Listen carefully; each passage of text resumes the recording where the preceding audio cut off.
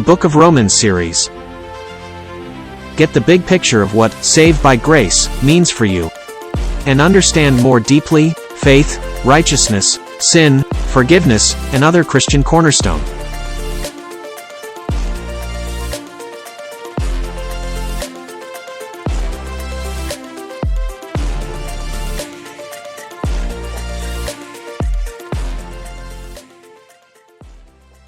In the name of the Lord Jesus Christ, kumusta na po kayo? Isa pong masayang pagbati mga mahal kong kapatid.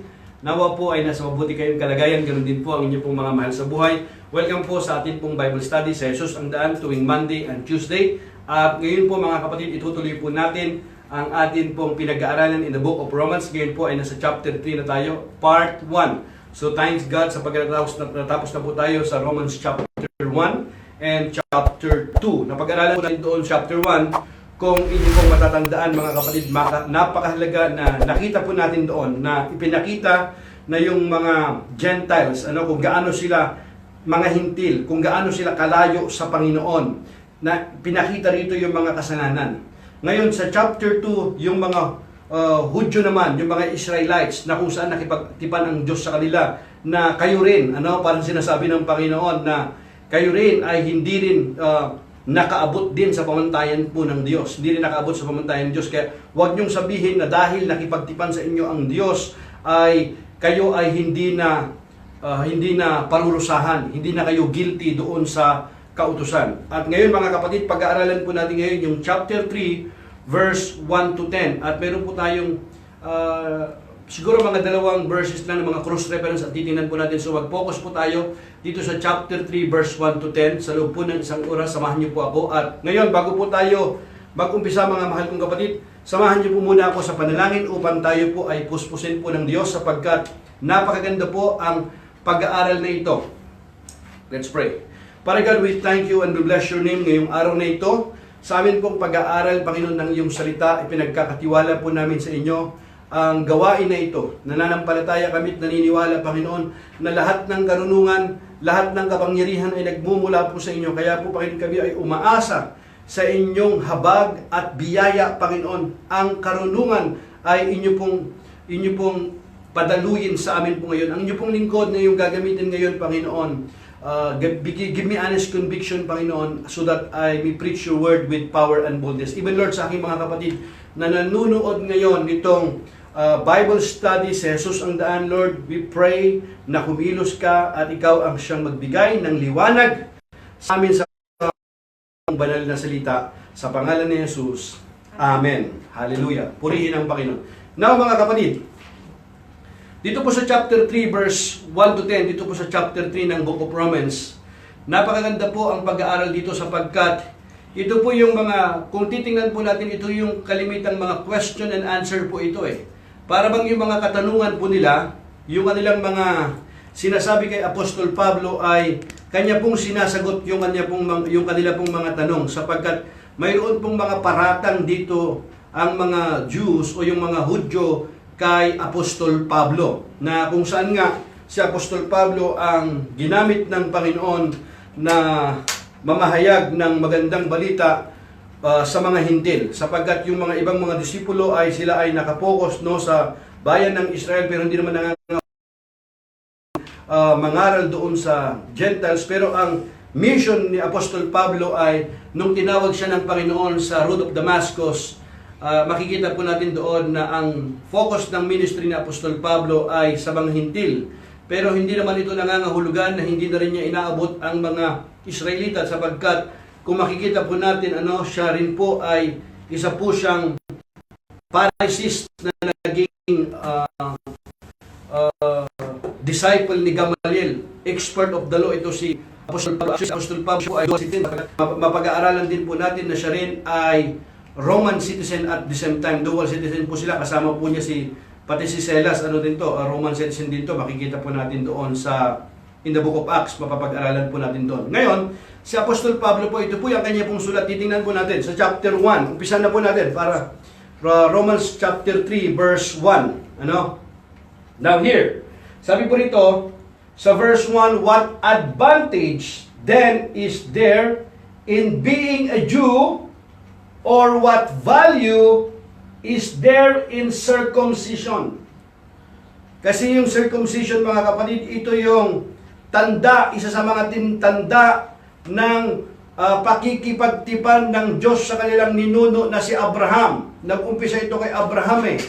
Ano yung circumcision o yung tinatawag na pagtutuli? Ano, ito yung isa sa kanilang mga kasunduan, pinagkasunduan. Now here, kung gayon, paano nakakalamang ang mga Israelita? Paano ba nakakalamang? What advantage then? Ano? Makikita natin dito sa mga Jew, yung sa Romans chapter 3. Ano nga ba talaga ang advantage daw, mga kapatid? Dito makikita natin, in the book of Romans chapter 3, maliwanag na ang sinasabi rito, ano nga ba daw ang advantage, ano? Ng mga Jews sa mga Hintil, ano? Kung gayon, paano nakakalamang ang Hudyo sa hindi Hudyo? Ano ang kabuluhan ng pagiging tuli? So what advantage? Ngayon here, what advantage then is there in being a Jew, or what value is there in circumcision? Meron kasing mga nagsasabi na katuruan po ngayon, ano? Na even po marami mga Kristiyan, wala nang advantage ngayon.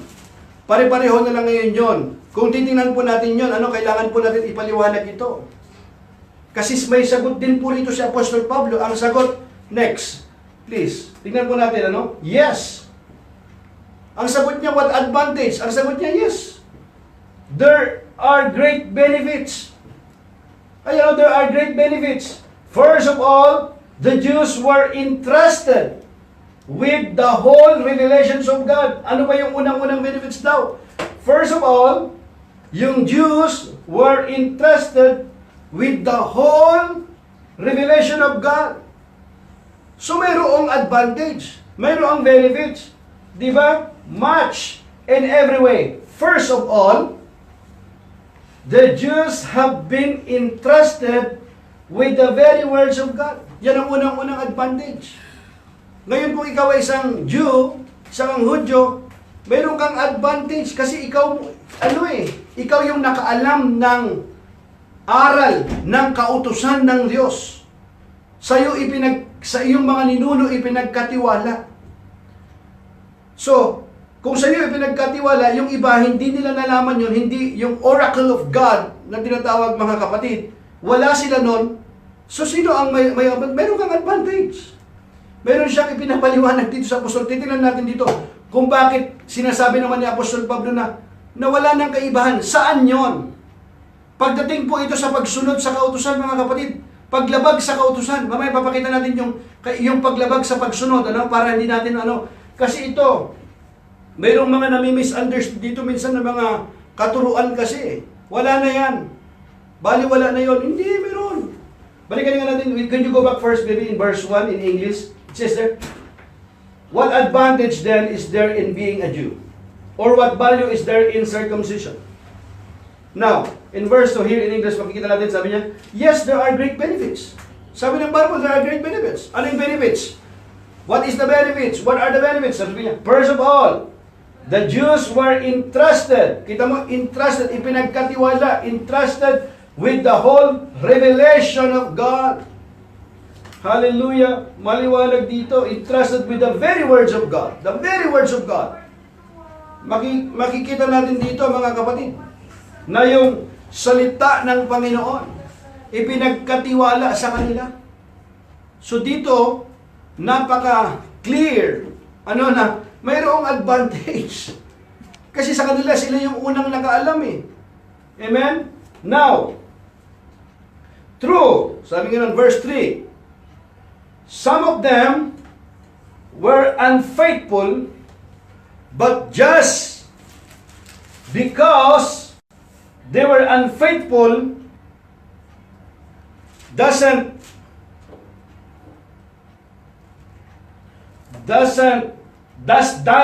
mean God will be unfaithful? Ulitin ko ha.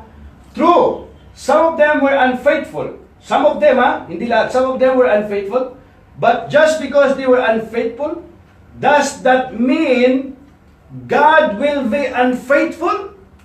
Ito yung tanong, Anong sagot ng Bible? Tatanungin po natin. Ibig bang sabihin nun, unfaithful na rin ang Panginoon? Sagot ng Bible, verse 4, of course not. Kita mo ang sagot? Kita mo mayroong tanong? Yung Bible din ang sumasagot, of course not. Even if everyone else is a liar, God is true. Kita niyo po yan?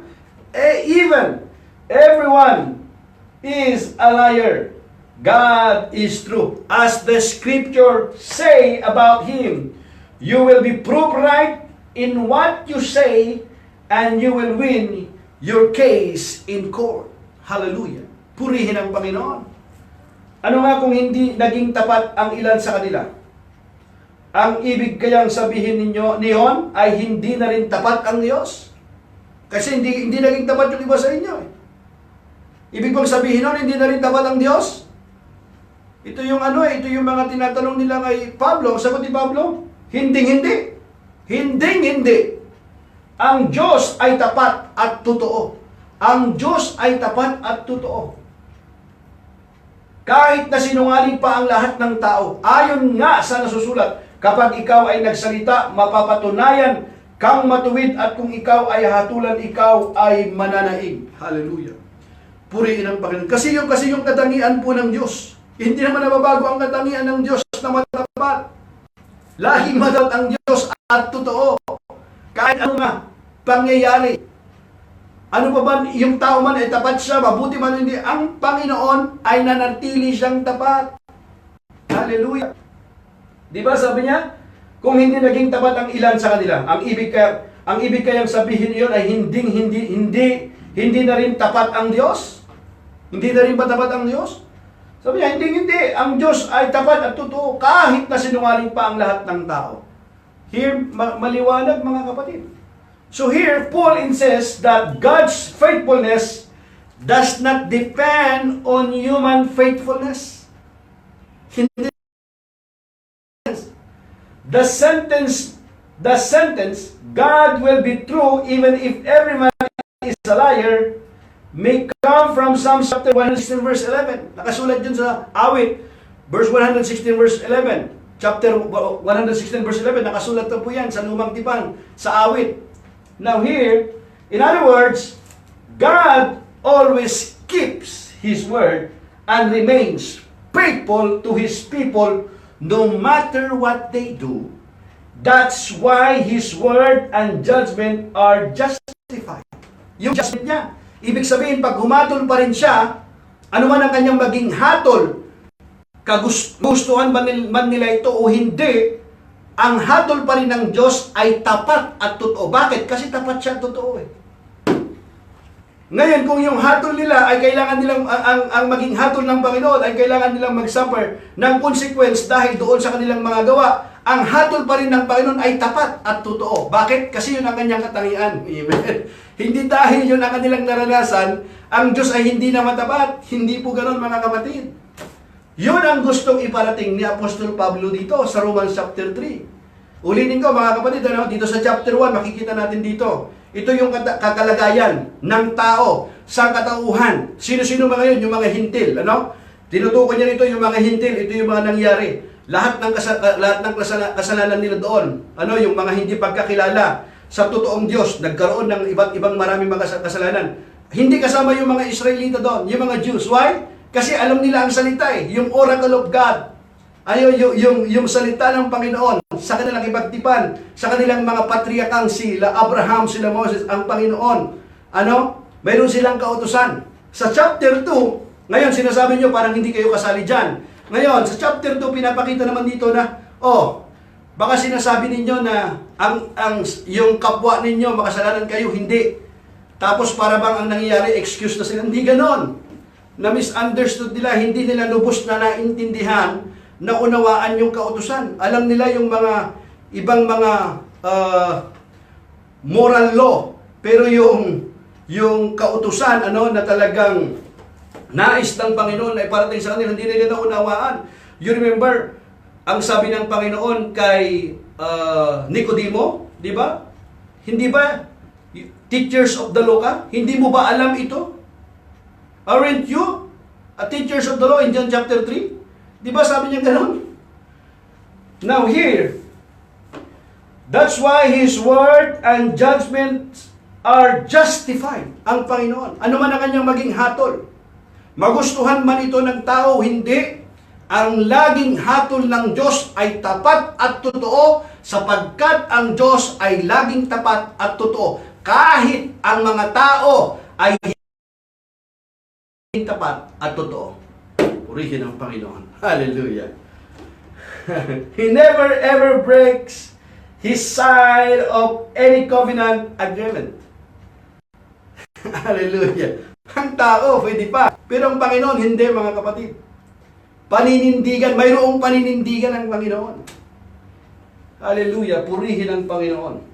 Now, here, I want you to know in Romans chapter 3, verse 1 to 8, contains a series of questions which might have come from someone opposed to Paul's teaching in Romans 2. Kasagutan po niya ito.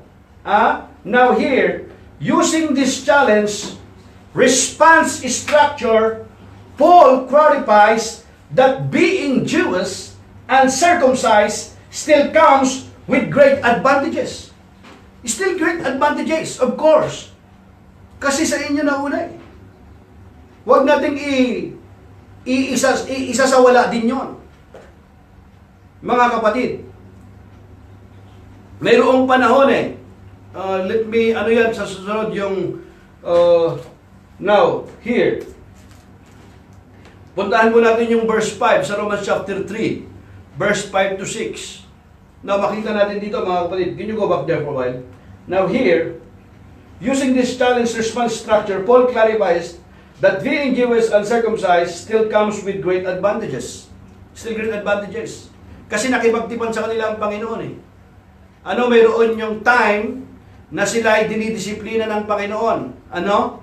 Kaya ang Panginoon mayroong moments na silent ang Panginoon sa kanila. Ang katotohanan nga nito, mga kapatid, for at least 400 years, for more than 400 years, sa Israel mayroong yung tinatawag na silent. Yung moment na yon, ano, tahimik. There is no revelation. There is no prophet. There is no miracle. Silent. There is no living prophet in Israel for 400 years. Hanggang sa dumating ang Panginoon. Ano, in Galatians chapter 4 verse 4. When the fullness of time come. Kaya nung dumating si John the Baptist, ano, na nagbabautismo sila, akala nila siya na yung Messiah. Ang sabi ni John the Baptist, nandito ako to prepare the way of the Lord. Kasi nagbabautismo siya eh. Kaya nung dumating ang Panginoong Hesus, all kinds of miracle. The greatest miracle of all is the miracle of Jesus Christ. Hallelujah. Lahat na nang himala, sabihin nyo na, yung bulag nakakita, yung pilay nakalakad, yung bingi nakarinig, yung pipi nakapagsalita, yung mga kwitunging luminis, pati yung bulag, ano, nakakita, ano na yun, ha? Bulag, pinanganak na bulag, nakakita. Pati yung patay, binuhay ng Panginoon. Wala ka nang, yan yung the greatest miracle of all is the miracle of Jesus. Pwede isipin mo, naglakad doon sa dagat, lahat na ng himala, yung dalawang tinapay, ano, tsaka yung 5 isda, 5,000 ang nakakain, napakarami nakakain, hindi pa kasama yung mga babae at yung mga bata, napakarami, lahat na ng klase ng himala. Kaya nung dumating ang Panginoon, ito yung Bisaya, alam ng mga Israelita ito, mga kapatid, alam nila, ano, alam nila yung salita. Kasi sa kanila kasi nakipagtipan ang Diyos. Now here, in verse 5 to 6, the Bible says, but some might say, verse 5 na tayo mga kapatid ha, our sinfulness serves a good purpose, for it helps people see how righteous God is. Kita mo ha? Paliwanag ito. But some might say, our sinfulness serves a good purpose. Kita mo? For it helps people see how righteous God is. Isn't it? Isn't it unfair? Isn't it unfair then for Him to punish us? Ito yung ano nila, yung mga tanong nila. Tinan mo yung sagot ni Paul naman ha. This is merely a human point of view. Of course not. Kita mo? You see the answer of Paul here? Of course not. If God were not entirely fair, how would He be qualified to judge the world? Because they are saying that is unfair. They do not really understand. Nami-misunderstood nila, mga kapatid. Ngunit ang kasamaan natin ay nagpapakilala ng katarungan ng Diyos. Masasabi ba nating hindi siya makatarungan dahil tayo'y pinaparusahan niya? Ganyan ang pangangatwiran ng tao. Pangangatwiran ng tao yon, mga kapatid, hindi pangangatwiran ng Diyos.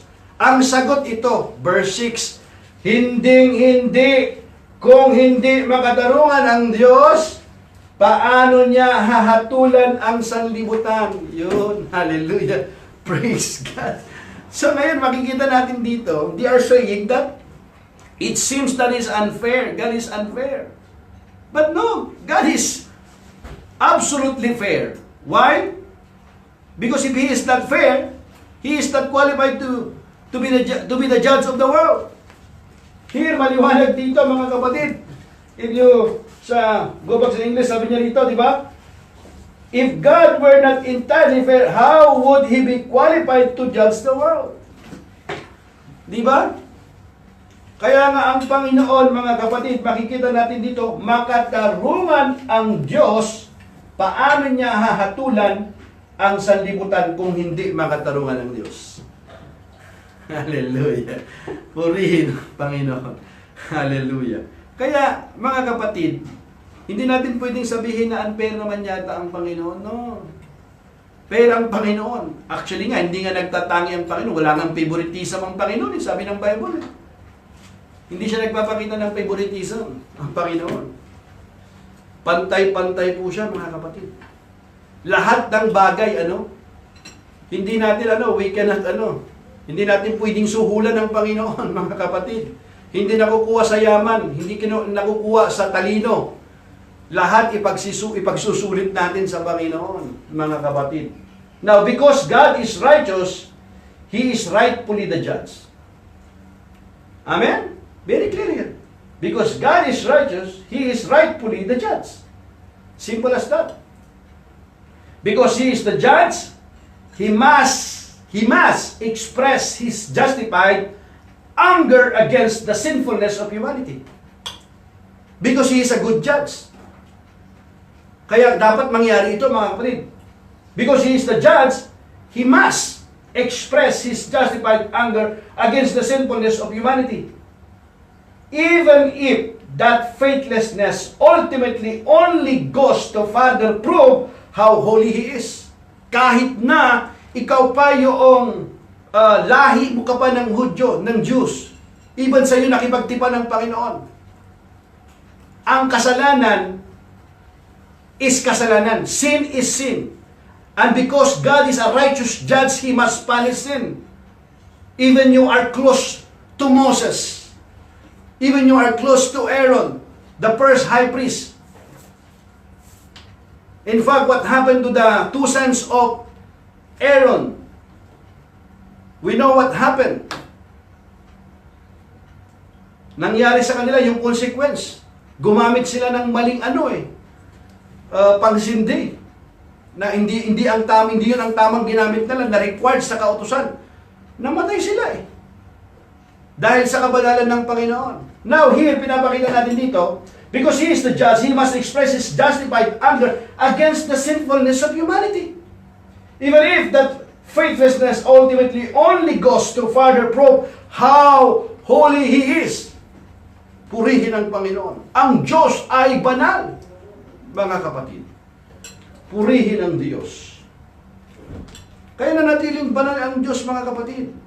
At para maging makatarungan siya, He must punish sin. Kasi pag hindi niya pinarusahan naman ang kasalanan, hindi siya magiging righteous judge. And we know that God is just.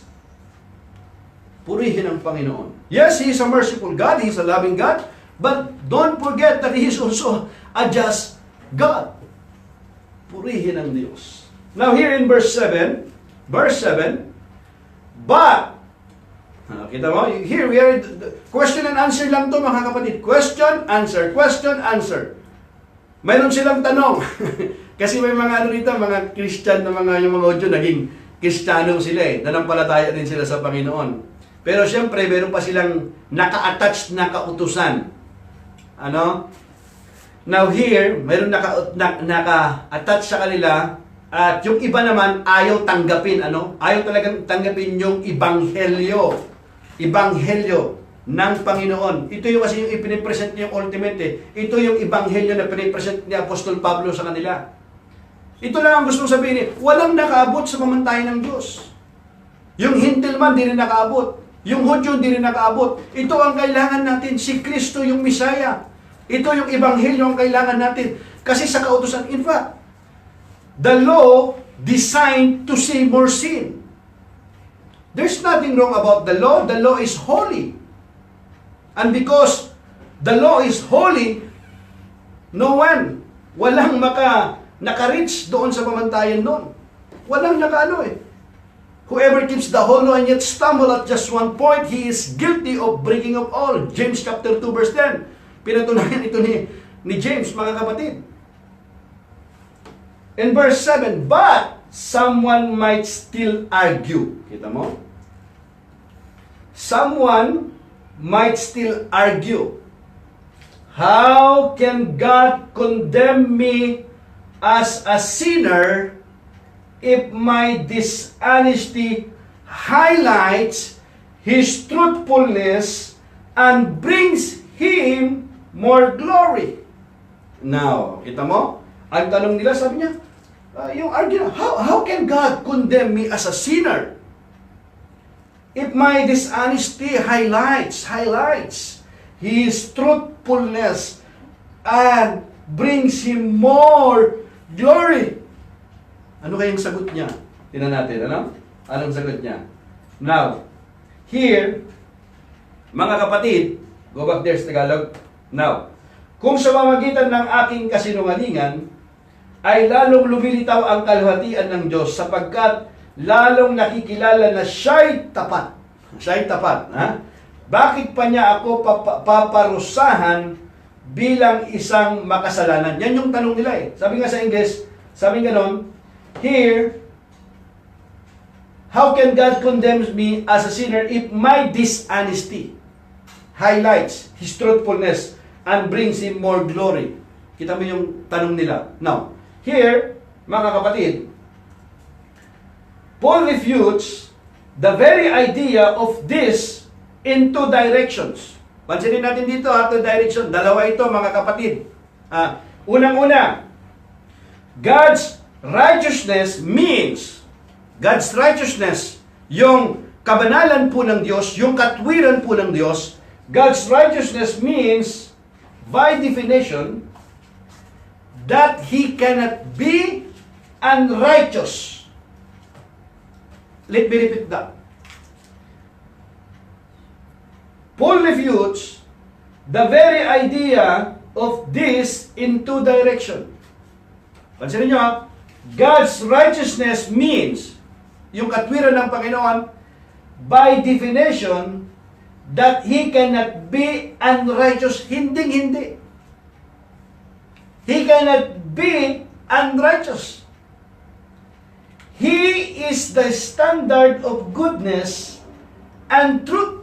He is the standard of goodness and truth. So, His judgment of our sin is by definition completely fair and justified. We deserve it. Hallelujah. Now, very clear, amen? His judgment of our sin is by definition completely fair and justified. We deserve it. Maliwanag dito, mga kapatid. Hindi kasi pwede ang Panginoon unang-una na maging unrighteous siya. Hindi pwede. Kasi lagi siyang righteous. Kaya ang kanyang hatol ay laging tama, totoo, at makatwiran. Purihin ang Panginoon. Hallelujah. Yun ang kanyang hatol ng Panginoon. Maliwanag dito. Kasi mayroong nagrarason eh. Now, and some people even slander. Verse 8, and some people even slander us by claiming that we say, the more we sin, the better it is. Kita nyo? Yung mga maling pangangatwiran.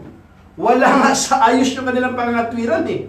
Kaya yung mga katwiran nila, meron kasi nung kay Apostol Pablo, kaya niya sinasagot. Some people even slander us by claiming that we say, hindi naman nila sinasabi, even though Paul is not saying it. That's not what Paul mean. That's why Paul is explaining to them. And some people even slander us by claiming that we say, the more we sin, the better it is. Those who say such things deserve to be condemned. Deserve to be condemned. Those who say such things. How could you say that? How could you say that? How could you say that? If God is righteous, if God is holy, how could you say such things? You're saying that here, the more we sin, the better it is. How could it be? How could it be? The better it is. Those who say such things deserve to be condemned. Ibig sabihin, wala kayo sa ayos, wala sa pangangatwiran ang inyong mga pananalita. Hindi na ayon sa Panginoon, taliwas. Yun ang ibig niyang sabihin ni Apostol Pablo. Kung gayon, bakit nga hindi natin sabihin? Gumawa tayo ng masama kung mabuti naman ang magiging bunga nito. Kita mo yung pangatwiran? Gumawa tayo ng masama kung mabuti naman ang magiging bunga nito. Ganyan daw ang itinuturo namin. Ganyan daw ang itinuturo namin. Sabi ng mga naninira sa amin. Sino yon? Yung mga naninira, mga kapatid. Maliwanag yun. Yung mga naninira. Kaya nga po mga kapatid, dito maliwanag ang sinasabi ng kautusan. Na talaga pala yung paninira, hindi na bago yan. Noon pa lang mayroon ng naninira kay Apostol Pablo. Kaya hanggang ngayon, mayroong mga tinitwist.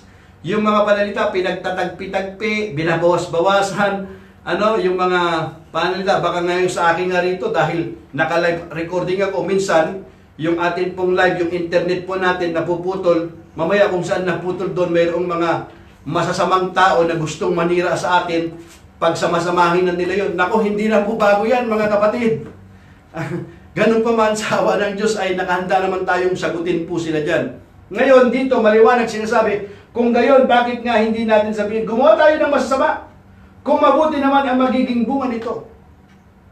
Ganyan daw ang itinuturo namin, sabi ng mga naninira sa amin. Yun. Yung mga naninira, sila'y paparusahan ng Diyos at iyan ang nararapat. Yun. Yung mga naninira, mahirap yan mga kapatid. Kaya yung mga naninira, lalong-lalo na yung mga naninira sa mga salita ng Diyos, parurusahan sila ng Diyos. At ang sabi ng Biblia, at iyan ang nararapat. Nararapat alin? Parusahan. Kasi, ang kanilang nilalapastanganan na ay ang salita po ng Diyos. Kapag ang salita ng Diyos hindi mo pinapansin, mga kapatid, sa kabila ng pagtawag sa iyo ng Panginoon, na manumbalik tayo, hindi natin pinapansin. Pagdating ng panahon, mga kapatid, tayo rin yung magmamakaawa. Magmamakaawa tayo pagdating ng panahon ng paghatol. Pero yung pagmamakaawa mo, yung panahon na yun, wala nang magagawa. Because, mga kapatid, ang panahon ng pagsisisi, ito na. There is no second chance after death. Uulitin ko yan. There is no second chance after death. Mga kapatid, habang buhay pa tayo, ito yung panahon ng pagsisisi.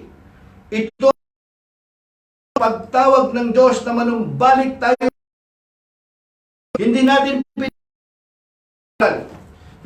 pinapag-ibanghelyo. Lagi tayong busy.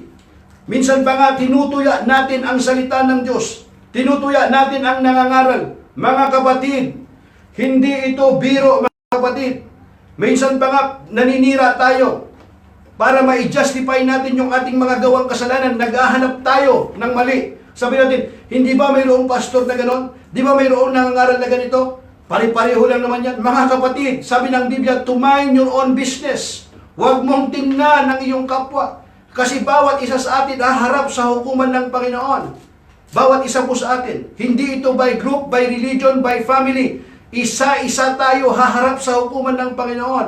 Mga kapatid, kaya po mga kapatid, mag-ingat po tayo. Huwag po tayong basta-basta naninira. Matinding kasalanan ang paninira. Hindi ito bago hanggang ngayon.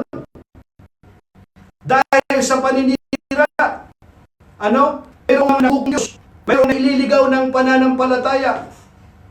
At maraming sapagkat maraming mga bulaang mga guro ngayon at mga bulaang mga propeta, ang itinuturo ay mga panaginip at mga pangitain na wala naman sa Biblia. Kaya tayo pinag-iingat ng Panginoon, kaya nga mayroon tayong Bible study. Hindi naluluma ang Bible study, mga kapatid. Biblical, ito po ang aking panawagan, mga kapatid. Sabi ng Biblia, ganyan daw ang itinuturo namin, sabi ng mga naninira sa amin. Sila'y parurusahan ang nararapat. Katulad nga ng natin kahapon, di ba? O yung pinag-uusapan po natin, may part 2 po tayo niyan sa Friday. Tamang aral ng kaligtasan. Meron kasi minsan, nag-repeat ng Jesus, I believe you died for me. Ka ng buhay na walang hanggan. O kahit anong gawin mo dyan, nagkasala ka sa langit ang punta mo. Nako mga kapatid, hindi biblikal yung tinuturo ninyo. Hindi natin naintindihan yung grace. Yung biyaya ng Panginoon ay hindi natin lubos na unawaan yung biyaya ng Panginoon. Kaya mayroon tayong minsan yung buhay natin kahit anong gawin na natin. Kasi alam natin, ligtas tayo, ligaw kayo kung ganoon mga kapatid. Huwag tayong mga kapatid, baka yung pastor mo nagturo nun o yung sinong guro nagturo sa iyo niyan. Hindi ganoon po ang kaligtasan. Ang kaligtasan, mga kapatid, na itinuturo ni Apostol Pablo ng Ebanghelyo ay hindi bago. Ito 2,000 years ago. Mga kapatid, ang Ebanghelyo ni Kristo. Mga kapatid, mahalaga yung panalangin, of course, because you are going to confess. Because everyone Jesus called in the Bible, He called him publicly. In front of me. Pero ang magliligtas sa iyo ay hindi yung ginawa mong panalangin, kundi ang iyong pananampalataya kay Kristo at yan ng Panginoon. Huwag ka magdagdag, huwag ka magbawas. Kaya maraming mga naliligaw Kaya na tayo nag-aaral, mga kapatid, ng book by book ang pinag-aaralan natin ngayon. Glory to God. Sa habag at awa ng Panginoon ay nakakapag-aral tayo ng ganito. Purihin ang Diyos. Which is that human sinfulness demonstrate God righteous because He remains faithful. We do not. They have saying that Paul is telling people to keep sinning. They are saying that. Paul will never say that. Such thing. Hindi niya sasabihin yan, mga kapatid.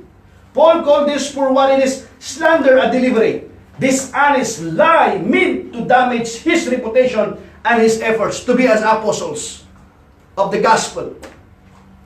Sinisiraan siya Ganon yan, mga kapatid, kapag ikaw ay nagsasabi ka ng totoo, ipinapangaral mo ang katotohanan, you don't do sugar coating, maraming mga tao manunuhol sa'yo.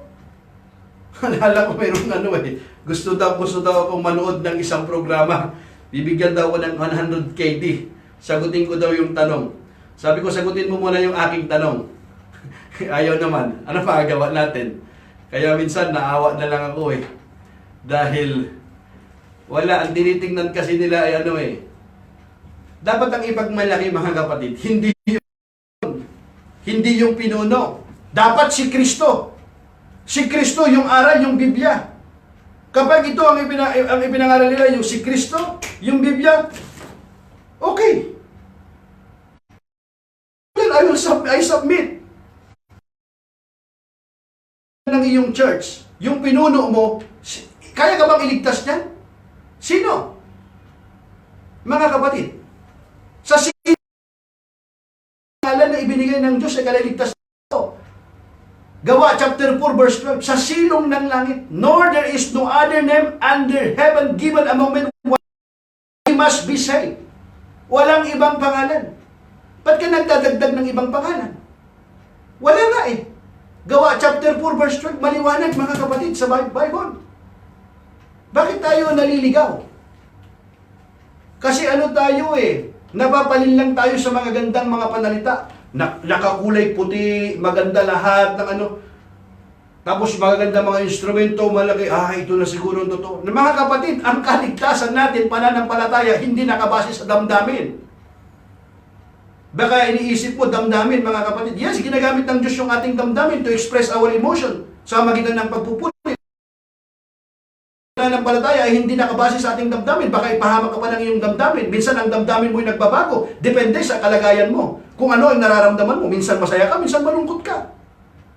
Pero ang ating pananampalataya nakabase mga kapatid sa salita ng Diyos. Ito ang ating mga kapatid. Our final authority. Mayroon tayong Biblia para hindi tayo kanya-kanya. Ang Biblia mga kapatid. Ito kasi yung salita ng Diyos hindi nagbabago eh. Hindi magkakabula ito mga kapatid. Langit at lupa nga maglalaho. Pero ang kanyang salita mananatili magpakailanman at hindi magkakabula. Kahit isang tuldok, hindi mo pwedeng bawasin yan mga kapatid. Kahit isang kudlit, hindi pwede. Ito, ganito. Ganito kapangyarihan ng salita ng Diyos mga kapatid. Hallelujah. Purihin ang Panginoon. These critics go so far as to say that the logical outcome of Paul's teaching is to provoke people to sin more, to make more good. Why not do evil that good may come? Paul has described this as a human argument. Yan yung pangangatwiran ng tao na hindi ayon sa salita ng Diyos. Maliwanag ito na paglabag sa kautusan ng Panginoon. Ano to eh? Paglapastangan sa aral ng Diyos. Bakit? Mahalaga kasi yung tamang aral, mga kapatid eh. Ito yung strategy ni Satanas eh. Hindi yung para gumawa ka ng masama ah. Alam mo ba ang effective ni Satanas? Yung gawa ka ng mabuti na hindi tama. Ano yung mabuti na hindi tama? Halimbawa, nangangaral ka ng salita ng Diyos. Di ba mabuti yan?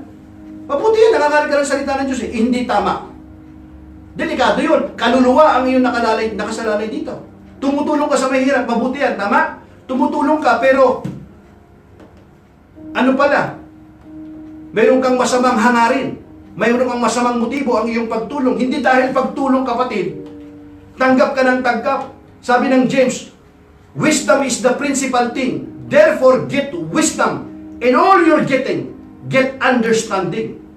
Tanggap ka ng tanggap ng regalo, bigay sa'yo ng regalo.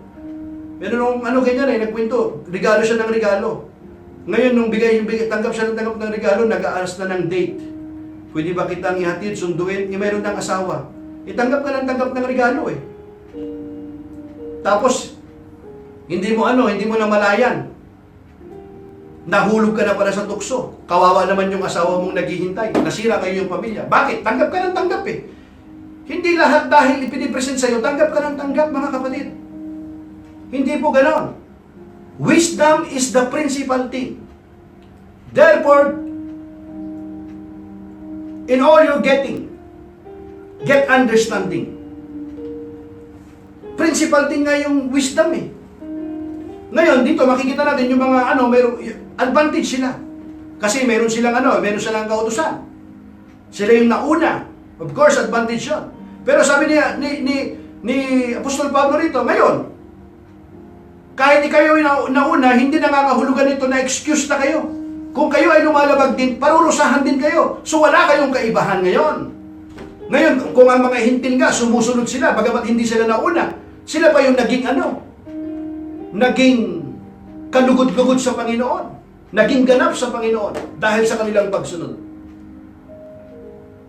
Pero wag nating i-misunderstood na wala nang advantage pare-pareho. Hindi, mayroon nga, sabi ng Biblia. Binasa natin eh. Sinagot nga eh.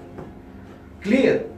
This critic goes so far to say that the logical outcome of Paul's teaching is to provoke people to sin more, to make more good.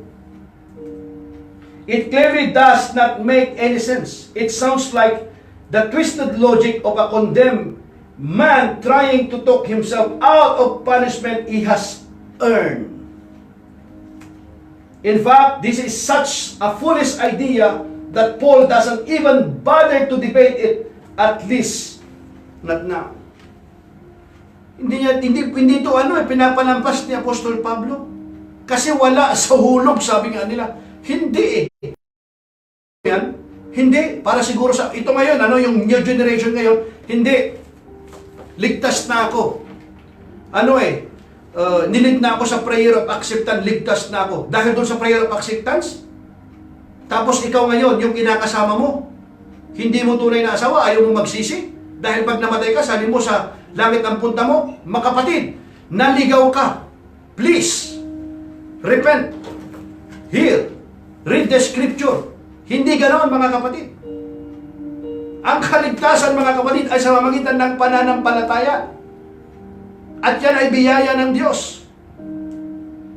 Ngayon, kung sabihin mo pananampalataya ka, pero nagpapatuloy ka sa kasalanan, mga kapatid, maliwanag sa 1 John chapter 3, hindi nagpapatuloy sa kasalanan ang anak ng Diyos sapagkat mayroon silang buhay.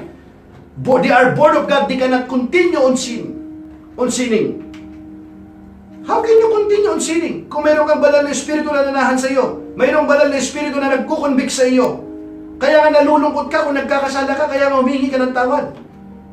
Pero kung alam mong kasalanan ito, nagpapatuloy ka sa kasalanan, wala nang conviction nun, rebellion na yan, kapatid. Rebellion is a sin of witchcraft in the Bible. In fact, even delay obedience is rebellion. Rebellion. Partial obedience is disobedience. Because the highest form of worship, obedience is the highest form of worship. Hallelujah. Purihin ang Panginoon. Kaya wag po tayong wag po natin itong ma-misunderstood. Mahalagang aral to, kapatid. The fact that God remains righteous and faithful in the face of human sinfulness does not mean that God wants humans to sin more. It means that He is being consistent to His own nature. Verse 9 to 10, last. Well then, should we conclude that we Jews are better than others? Tanong yan eh. Okay, tanong yan siya. Well then, should we conclude that Jews are better than others? Ano sagot niya? No. Kita nyo? Ay, yan ang sagot ng Bible. No. Not. Already shown that all people, whether Jews or Gentiles, are under of sin. Sino daw? All people. Why all people? Whether Jews or Gentiles. Kasi kung hindi ka Jews, Gentiles ka, kahit anong lahi mo, are under the power of sin. Kita nyo ha?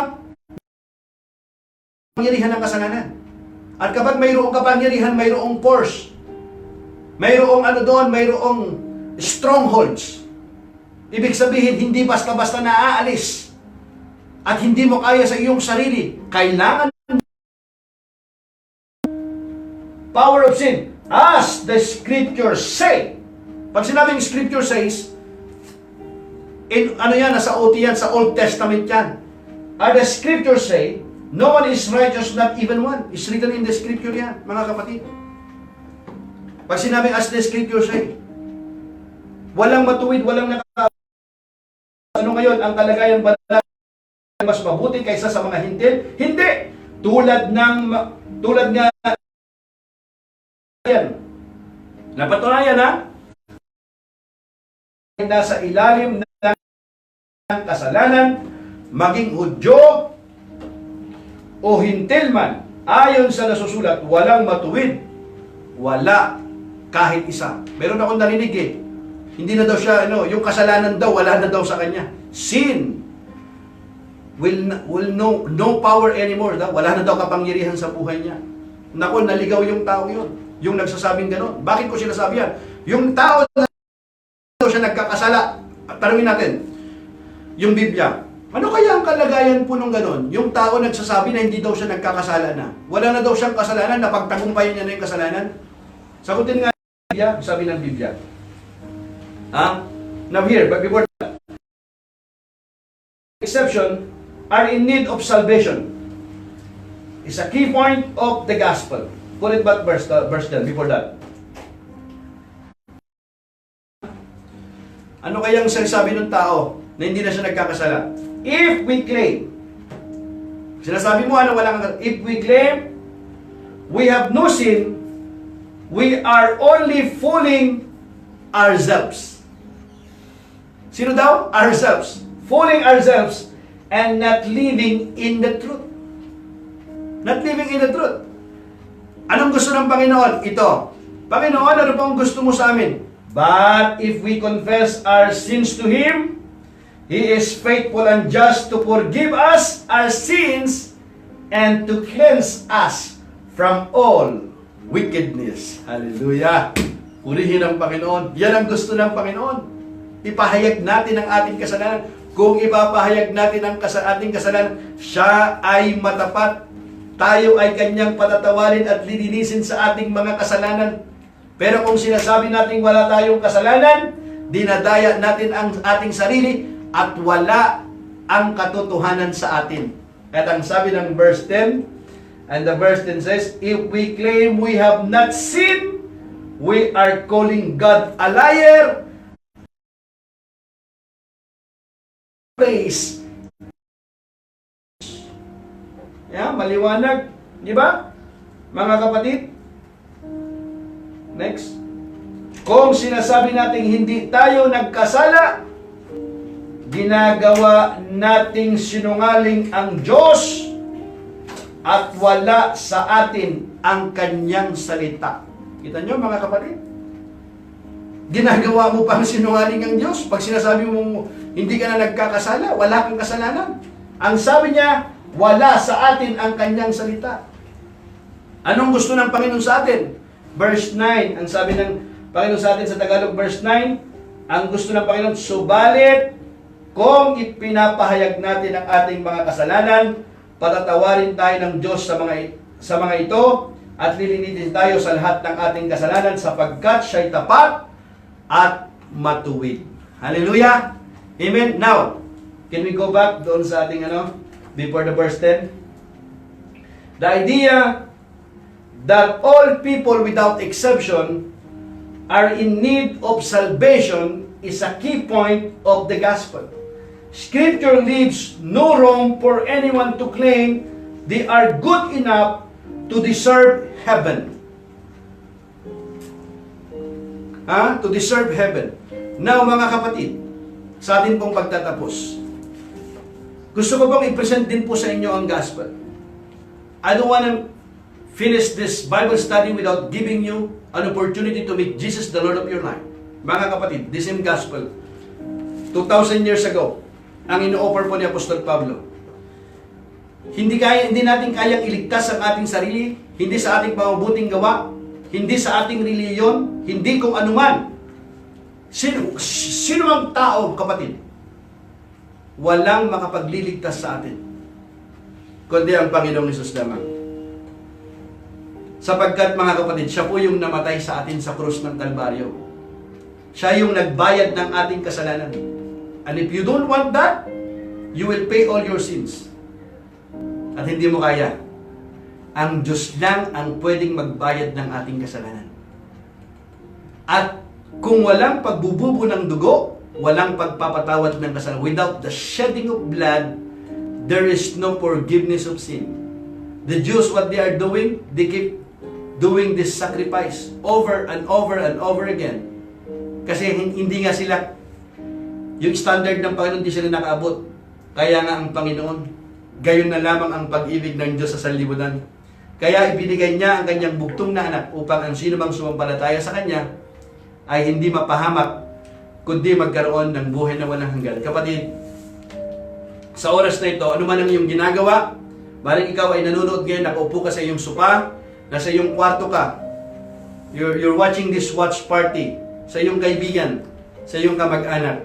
Hindi ito coincident or accident lamang sa oras na ito. Bakit ka nanonood? Kasi mahal ka ng Panginoon. Gusto ng Panginoon na ikaw ay manumbalik sa Kanya. Maaring lumayo ka na sa Kanya. Dati masipag ka. Pero ngayon, tinatawag ka ng Panginoon. Manumbalik sa Kanya. Or maaari naman, ang iyong buhay, you're not living right sa oras na ito. Your heart is not right with God. But tonight, today, you want to make it right. And God is calling you for such a time as this. Don't miss this opportunity, my brothers and sisters. Gusto kitang ipanalangin sa oras na ito. Come to Jesus today. Whoever you are, whatever your past, come as you are. Huwag mo nang hintayin pa ang iba pang pag-araw ng iba pang araw, sapagkat maaring wala ng iba pang pagkakataon. Tulad nito, today is the day of salvation. Now, God is calling you. He loves you. Come to Jesus today. Repent of your sins and come to Jesus. Muli po mga kapatid, ako po'y nagpapasalamat sa inyo pong pagsama sa atin pong Bible study. Lord willing, lulubin nawa ng Panginoon, kanya pong lulubin. I will see you tomorrow, same time, alas 7 po ng gabi, dito sa Kuwait. At muli po mga kapatid, sumayin niyo po ang kapayapaan po ng Diyos. Love you and God bless. Bye-bye.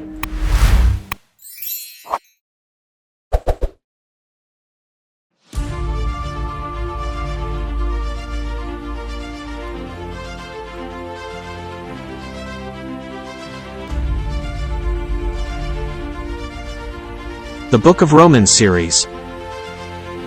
Get the big picture of what saved by grace means for you, and understand more deeply faith, righteousness, sin, forgiveness, and other Christian cornerstone.